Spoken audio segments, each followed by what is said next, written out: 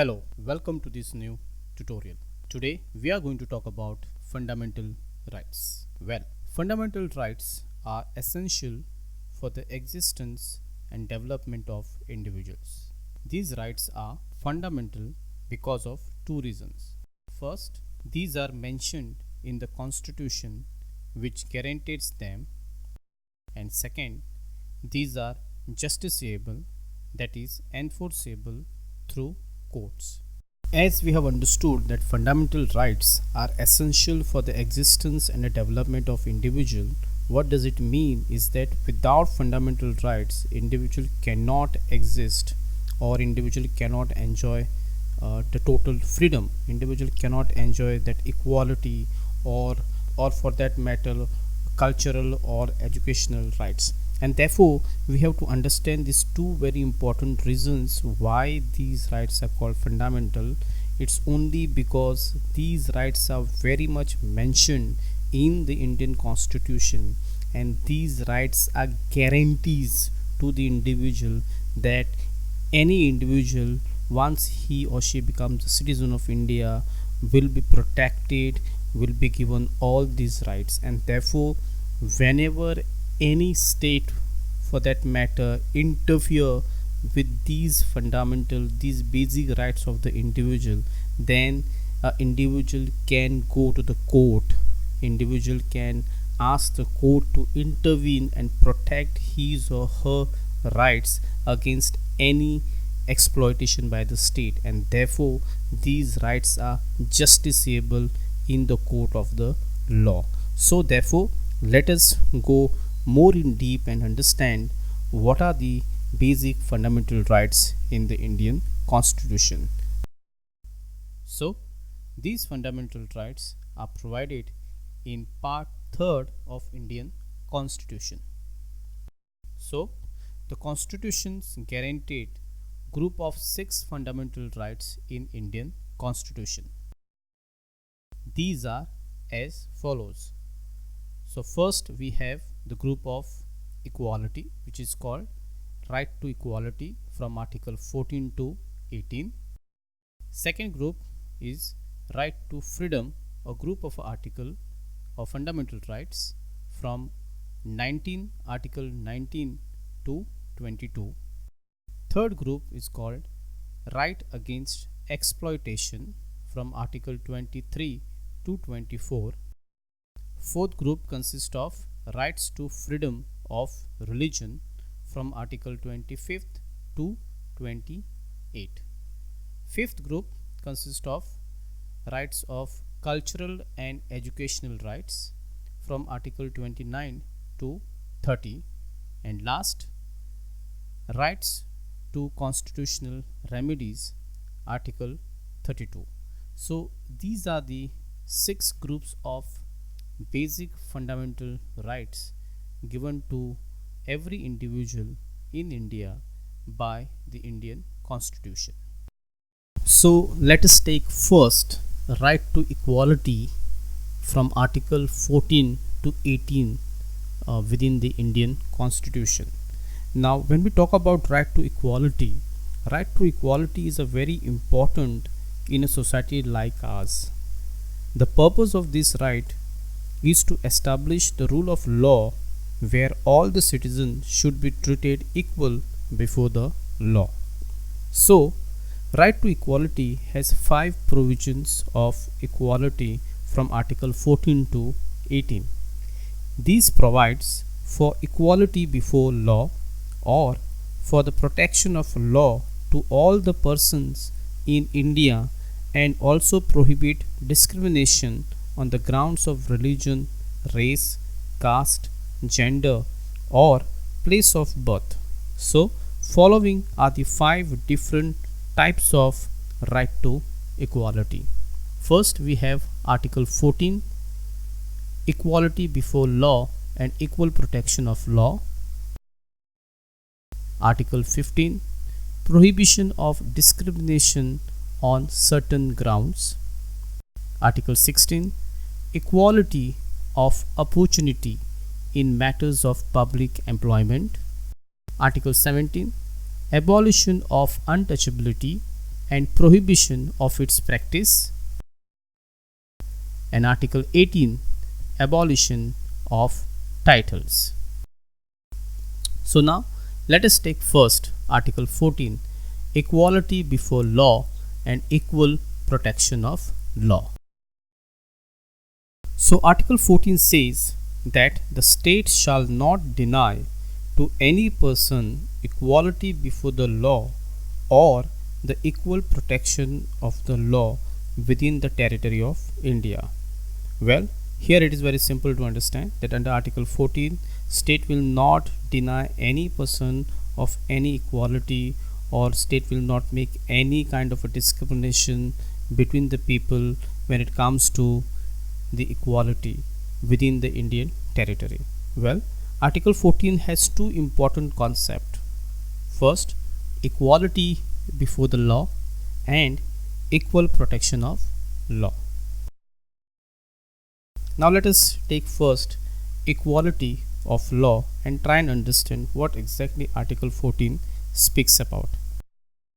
Well, the first concept implies the absence of any special privileges in favor of any person. Second, the equal subjection of all persons to the ordinary law of the land administered by ordinary law court. And third, no person, whether rich or poor, high or low, officials or non-official, is above the law. So basically the first aspects of Article 14, equality before law, identify three very important points. These are basically absence of special privileges. It means that nobody will be given special privileges when it comes to enjoying equality or freedom.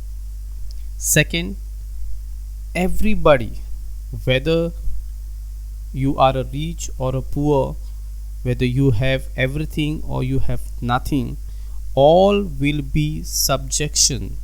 All will have equal subjection of a person to the law. That means everybody will follow the law of the land. And third, nobody is above the law, whether you are rich or poor, high or low, whether you are in the office or you are out of the office, nobody is above the law. Law is above everyone, and everybody has to follow the rules and regulations of the state. So in short, the first aspects of Article 14 under equality before law speaks about these three major points. Again, let me repeat: absence of special privileges, that means nobody will be given any specific or a special privilege. Second, all will be subjected in person to the law, that means everybody will follow the law. And third, nobody is above the law. No person is above the law. Everybody is below the law. Now let us take the second aspects of Article 14, which is equal protection of law. Well, here again there are three very important points. First, the equality of treatment under equal circumstances, both in the privilege conferred and liabilities imposed by the law. Second, the similar application of the same laws to all persons who are similarly situated. And third, the like should be treated alike without any discrimination. Now in the second aspects of Article 14, equal protection of law, it means that everybody will be treated equally under the equal circumstances of the law. That means when it comes to equal protection of a law, everyone will be treated equally under same law. That means no other person would be treated separately, or nobody will get special privileges. In short, equality of treatment under equal circumstances. Second, application of the same law to all person. It means that the law would be applied to everybody across the length and breadth of this country. there will not be any special privileges or any special excuses wherein a person may be kept out of the application of the law. That means the law would be same across the country. It would be applied, it would be understood, and it would be notified across India, and it would be applied in uniform across length and breadth, north, south, east, west of this country. That means, in short, the law would remain same to all the person from north, south to east and west. And third, everybody would be treated without any discrimination when it comes to the protection of law. So this is all about Article 14, which talks about equality before law and equal protection of law. Now let us move on to the next aspect. So the next aspect is exception to equality. Now here, the president or the governor of the state enjoys the following immunities under the Article 361 of Indian Constitution. What does it mean is that there are certain exceptions to the equality, and it is only president and the governor who have these special exception or immunities.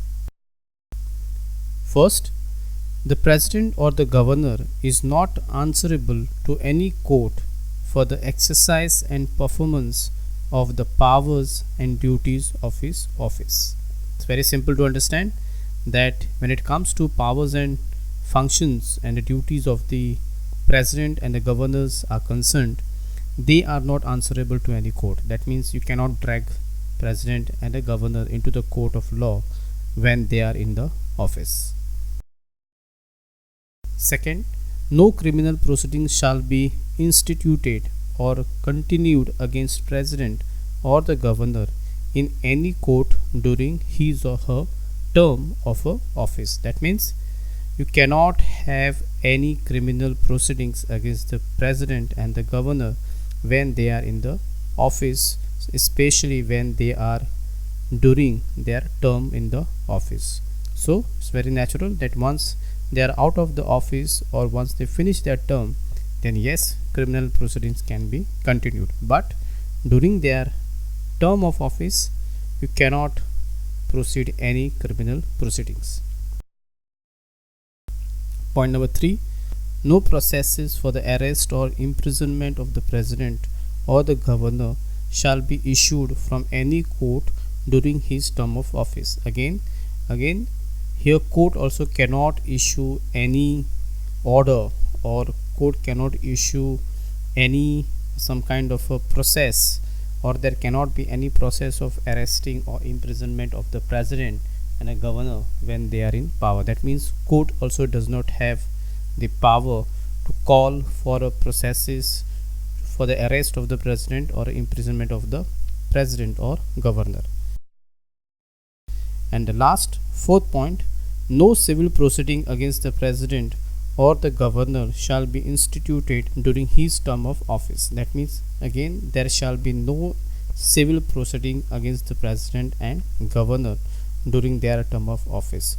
So these are the some of the very important exceptional to the equality. That means president and governor are exceptional cases when it comes to within the framework of equality. That means these institution, president and governor, are away or has special exception when it comes to equality.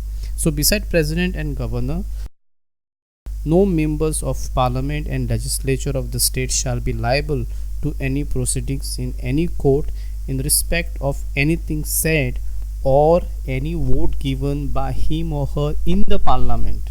Let me make it very clear again. That means all the members of the parliament and legislature of the state enjoy the special privileges wherein whenever they say anything in the parliament or legislature, or whenever they vote for something in parliament, or whenever they are a part of any committee or legislature, there cannot be any proceedings against them.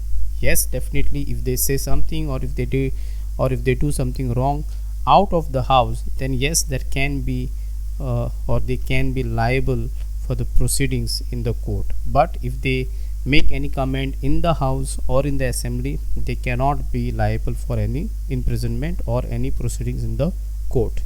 Beside president, governors, and a member of parliament and legislature assemblies, there is another exception to the foreign sovereign or the ruler, or like ambassadors or diplomats, who also enjoy certain immunities from criminal and civil proceedings. And last, the United Nations organization and its agencies also enjoys the diplomatic immunities. So when it comes to the exception of equality, it is basically president, governor, the members of parliament, the legislatures of the state, the foreign sovereigns, ambassador, diplomats, and the members of United Nations organization enjoys the special immunities or exception to equality. So this is all about Article 14, equality before law and equal protection of law. I hope you have understood the first article under the Indian Fundamental Rights, Article 14. See you soon in next tutorial, and in next tutorial we shall talk about Article 15, prohibition of discrimination on grounds of religion, race, caste, gender, or place of birth. Till then, take care.